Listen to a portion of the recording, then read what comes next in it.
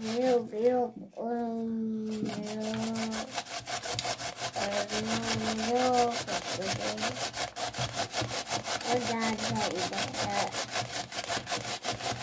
O da bakalım da onu Allah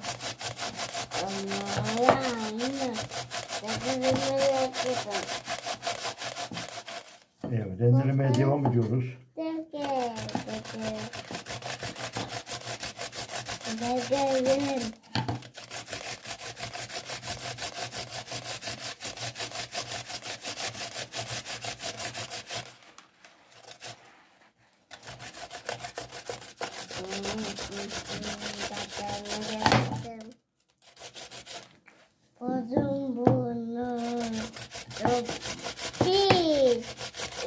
Rendelemeye devam ediyoruz. Rendeliyoruz. Torunum da maşallah çok güzel sesler çıkarıyor.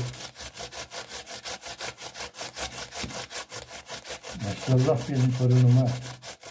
O da seyrediyor dedesinin ilaç yaptığını.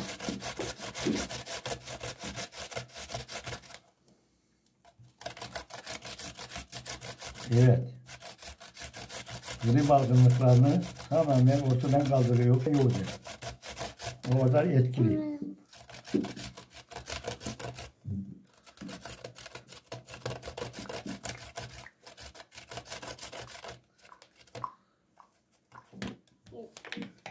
Evet. Şu anda rendedekileri sıyırıyoruz. Tabağımızın içine. Temizce.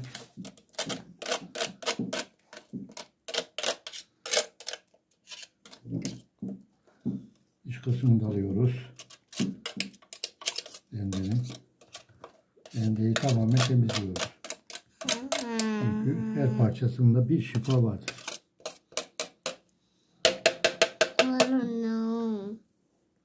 Evet, şu anda rendemizi temizledik. Açamadığımı da göstereyim.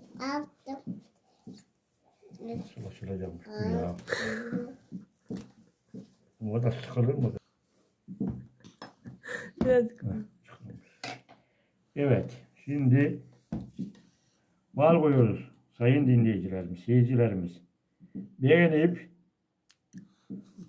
abone olmayı unutmayın. Beğen atmayı, abone olmayı unutmayın. Şu anda balı koyuyoruz. Evet, biraz alıyoruz.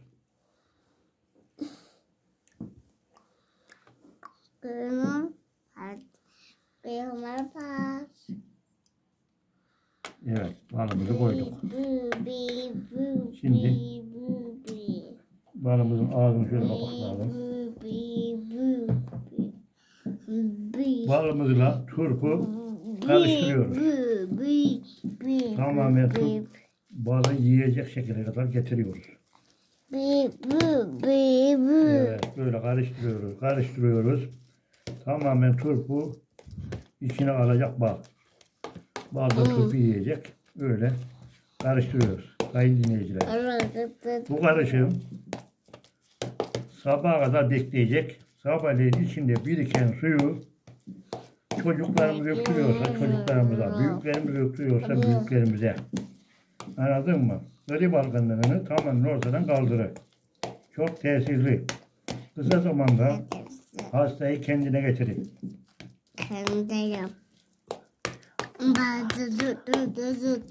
Bu bal bulamadığınız zaman boş şekerle de aynı işlem yapılır.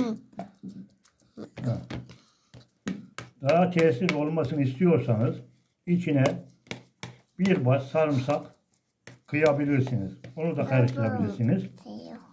Karıştırırsanız ilacımız antibiyotikli, doğal antibiyotikli güzel bir ilaç olur. Sarımsak girerse. Daha çok etkili olmasını istiyorsanız yarım bardak sirkeyi de ilave edin. Bir tane. Dedem benim, dedem. Evet, sayın dinleyicilerimiz. Karışımımız tamam. Ağzını kapatacağız. Ondan sonra bekleyeceğiz bunun su olmasına. Su akıtmaya başladığı zaman ilacımız hazırdır. kaşık kaşık, yarım bardak, yarım çeyrek bardak, bir yemek kaşığı, bir tatlı kaşığı suyundan vereceğiz. Zaten erimeye başladı kendisi.